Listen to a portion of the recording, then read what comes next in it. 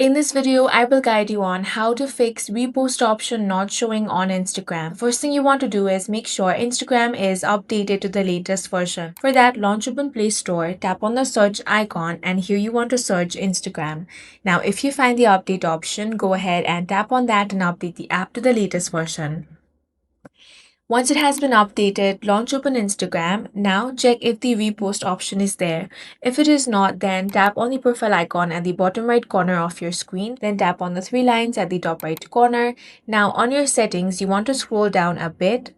Here, you should be able to find the option of sharing and reuse. Tap on that. Now find the option repost on post and reels. Go ahead and toggle this option on. Once you have toggled it on, head back. Now check if your issue is fixed. If it is not, then what you want to do is uninstall the app. For that, go ahead and tap on the uninstall option. Once you have uninstalled it, you again want to install it from Play Store or App Store. Log in and check for the repost option. That's all for this video. If you found it useful, make sure to hit the like button and subscribe for more videos like this.